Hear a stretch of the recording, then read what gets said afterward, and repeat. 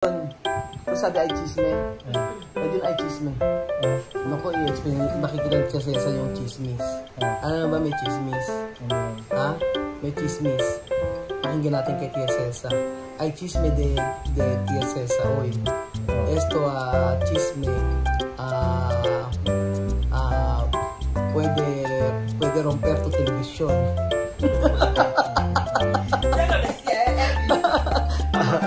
Ayan, meron chisme si Tia Cesa. Puede romper de televisión de Tia Cesa. Naku, chamame, tú mismo explicar para todo Filipinos. Explicar antes, tú tienes Van a pensar que yo no tengo niño, yo he robado todo esto. Naku, may chismis po siya. Hindi po ito chismis ito mga amigo na pag-uusapan kasi namin na yung kanyang nanay ay tu madre chamame ahora decir a todo gente de Guinea todo gente de Ecucu, mi niña está en Pilipinas. Está contenta. Yun, ako, lagi siya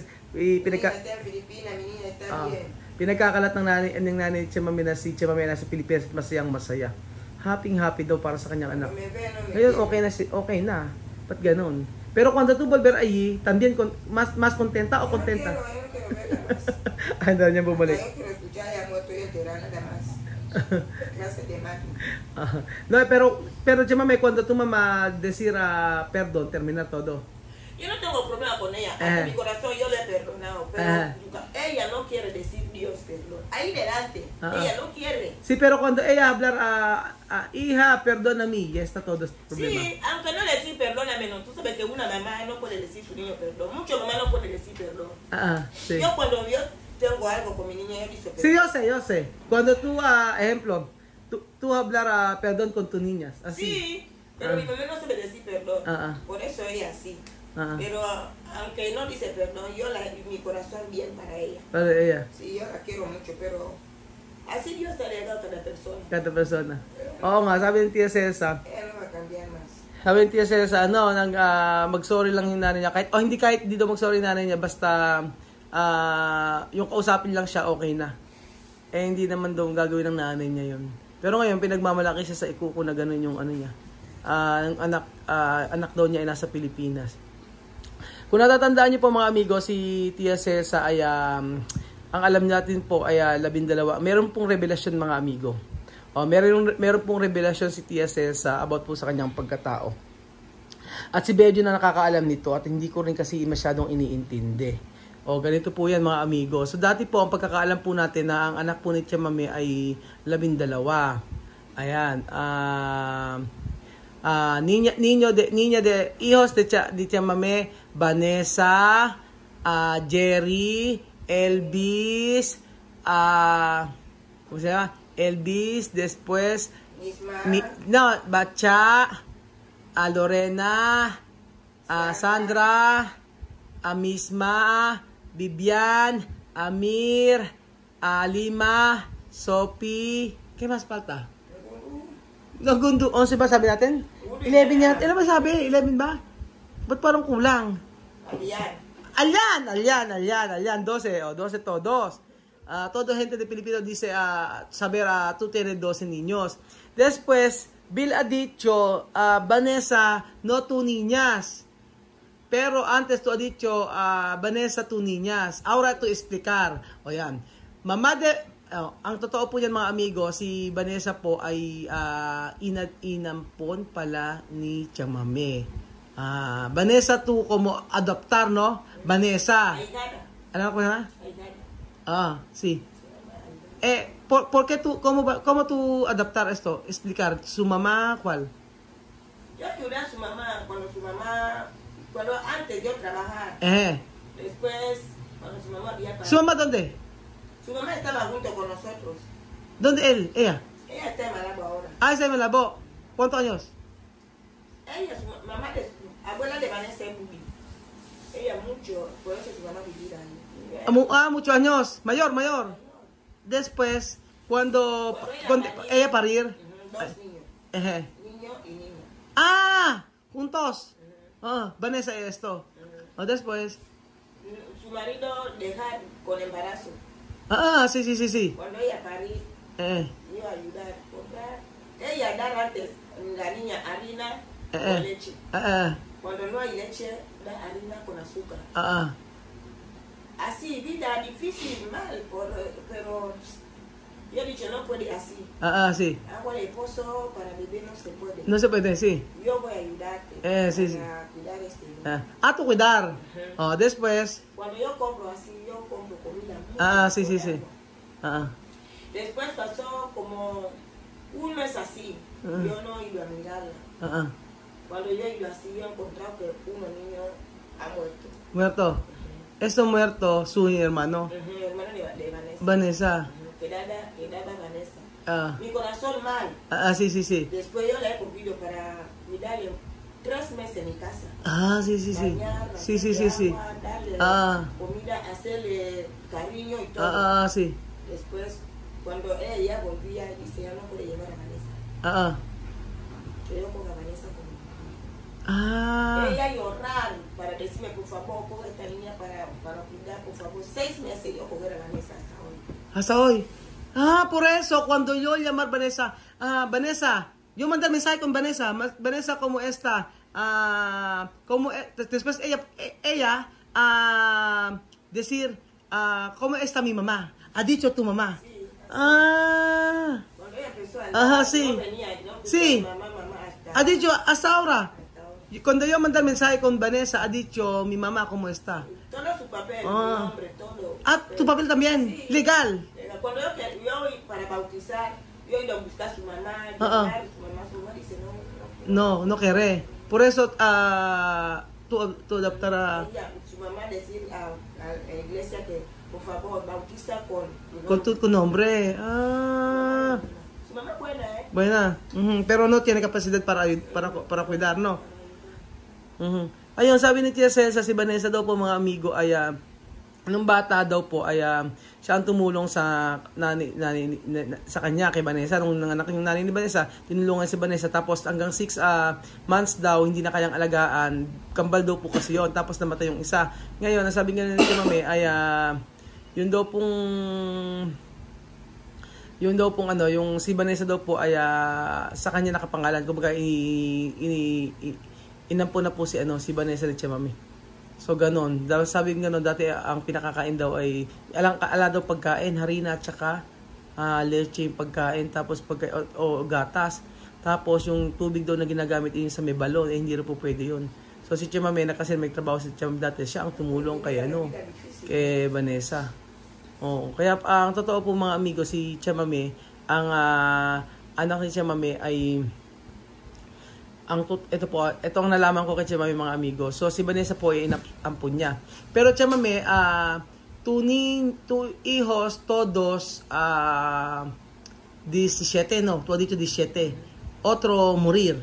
17 po pala ang mga amigo ang anak ni Mami. Tu niños 17 todos. Después otro morir. ¿Tú sabes nombre? Sí. Nombre de morir, ¿quién? Mari, morir con 11 meses. Espera, Marie. May namatay si Mami, ang pangalan daw ay Marie, 11 months. Después? Morir con 9 meses. ¿Por qué morir? Enfermo? Convulsión. Convulsión. O si Marie daw na 11 months daw namatay, na convulsión. Después? Después Jason. ¿Tiene Jason? Jason morir con... Jason mayor que Jerry. Sí. ¿Cuántos años? Jason, antes yo parí Jason morí con 6 meses. 3 meses? 6 meses. Jason, 6 meses morir. ¿Por qué morir? Cuando yo hacía el agua caliente, salí el agua caliente, enfermo. Después, enfermo. Después su cuerpo empieza a ser como ampolla, como quemado, así hasta flaco. 3 meses. Después de Jason, antes Jason, después Jerry. Después de Elvis, para Puyo, Mari y Pepe. ¿Dos? Mari y Pepe. Mari morir antes, después Pepe. Antes tiene Mari. Mari, Jason, Mari morir. Jason morir. Después Pepe también morir. Pepe morir. Mari morir. Más Mari. Mari 1, Pepe y Jason. 3. Después. Ya está. 3 morir. 17. 12. Con Vanessa, 12. 13, 14, 15. Solo 15. Nada más. Hindi na difícil ang comida. Alam, hindi ba parang naging anak si mami, tatlo yung namatay. Kada buwan namatay. 3 meses. Mayroon pa sa Guinea. Tu hacer bebé, ¿cuántos años? 12, 13, 16, 16, 17, 18, 19, 19, 19, 20, 21, 22, 23, 24, 25, 26, 27, 28, 29. Cuando tú parir, sí, oo nga. 2 años, 1 año, 2 años, 1 año, 2 años. Por eso. Oo, nanganak siya, kung start siya nanganak, 16. So, siguro kada taon. Dios mío. Pero con todo tus niños, ¿quién tú parir mismo tú? ¿Tú mismo parir? Yo mismo parir. Jerry's, mamá Cecilia. Elvis, mamá Cecilia. Sandra. Sandra Hospital. Alian. Vivian. Amir. Alima. Alian, Misma, Sophie. Alian. Vivian. Amir. Misma. Alima. Sophie. 6. ¿Tú mismo parir? ¿Con Sophie también? Si Chami nando nagpanak kila Sophie. Pero Sandra Hospital, no? Sí, Sandra Hospital. ¿Por qué Sandra Hospital? Por eso ahora cosas de lujo, Sandra. Yo ya sabía, pero mi abuela no me había... Tú sabes que cuando tú enseñas a alguien algo, como escuela, toda la escuela después te dan certificado. Certificado. Así. Mi abuela enseñaba, pero aún no me había dado certificado de que, ok. Yo podía parir a Sandra en casa, pero mi abuela aún no me había dicho. Tu abuela ha dicho no puede parir la casa. Mejor estar en el hospital.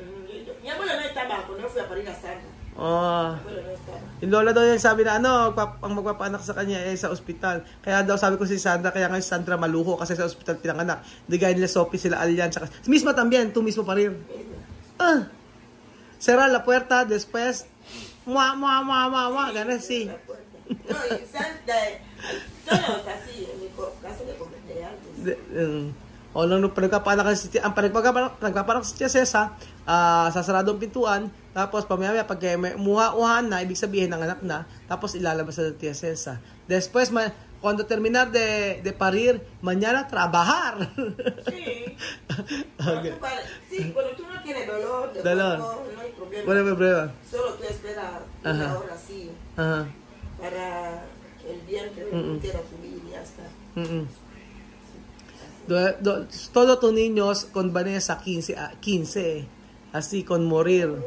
Meron pa palang Pepe, no? Pepe Jason Marie. Pepe Jason Marie. Ya tengo a Nena. Nena. Ya tengo a Beverly. ¿Qué más? Yo tengo a... Pero Beverly, no con su mamá. Yo hablando con Jerry. Yo hablo con Jerry. Jerry, por favor, quiero hablar con Beverly. Con su mamá. Después Jerry ha dicho, no, Beverly no con su mamá, con su tía. Su tía tiene marido. Y este marido tiene dinero. Después, muchos años de casar de pueblo, de convivencia. Eso con su tía, muchos años con su marido. Su marido, dinero, pero no bebé. No bebé, eso es su tía, por eso. Después, su tía ha ido a la peluquería. Después de la peluquería, sí, gente de chisme. Una amiga ha dicho que ella no tenía bebé con su marido, pero han ido en un país de África dentro, le han hecho medicina, ha parido. Por eso su tía le dijo que por favor dime dónde yo tengo dinero. Le ha dicho, ella ha ido ahí, le han hecho medicina, ha parido. Ahora tiene 2 bebés con este hombre. Por eso este hombre no quiere dejar Vanessa de su mamá. Este hombre como tú, quiere niño. ¿Qué niño? Todo niño. Todo niño. Esto, su tía ahora tiene 2 bebés. Hacer medicina para parir. Parir. Y su marido, cuando ve bebé, todo bebé así. Así, coger.